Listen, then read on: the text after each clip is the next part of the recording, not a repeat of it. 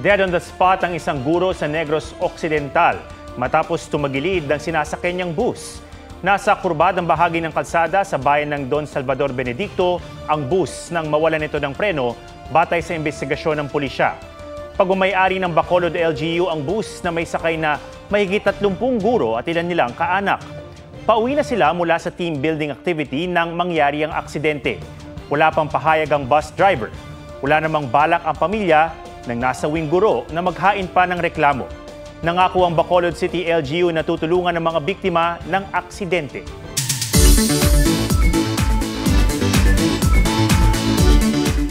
Two-in-one ang isang underrated pasyalan sa Donsol, Sorsogon.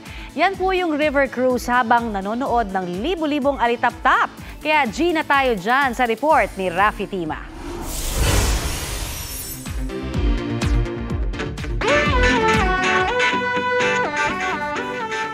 Kung ang iba, mas trip ang maagang pamamasyal. Sila Rica at Romel, pagabi na nang simula ng kanilang adventure. Ang kanilang itinerary, river cruise at firefly watching sa Donsol, Sorsogon. 2 hanggang 3 kilometro ang biyahe ng bangka, pero hindi raw nakakainip dahil sa dami ng mga puno at bakawan. Bonus pa ang sunset view ng Bulkang Mayon. Amazing!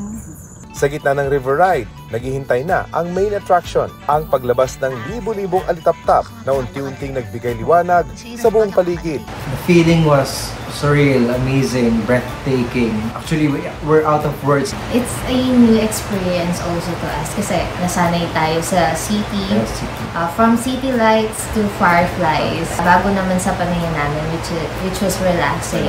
Isang oras ang tour para masilayan ang mga alitap-tap at kung magutom, pwede namang kumain sa mismong bangka. Rafi Tima nagbabalita para sa GMA Integrated News.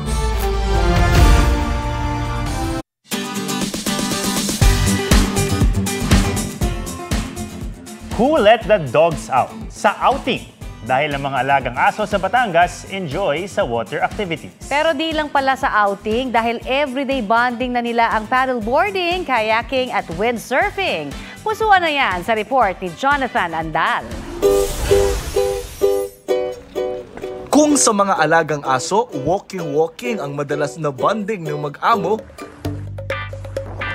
swimming naman ang pinagkakaabalahan ng mga aso ni Danny Ocampo. Pero di lang basta paglangoy dahil pati paddleboarding, kayaking at windsurfing, kinarir na ng dalawa niyang alaga.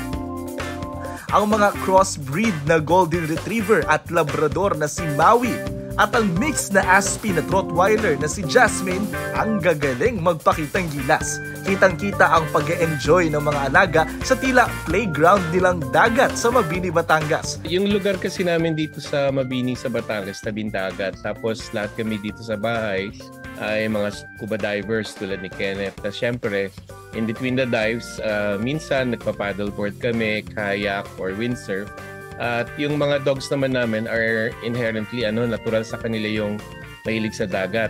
Ang scuba diver na si John Kenneth Hines, lagi rin nilang kasama sa mga water activity at napansing ibang koneksyon ang naibibigay ng activity sa mga aso. Sa paddleboard naman sir, hindi naman siya ganun kahirap i-balance lalo na pagkasama si Maui or si Jasmine kasi marunong naman silang makinig na kung napapansin na nila na sabi mong no, na malikot na sila, ang kusa naman sila na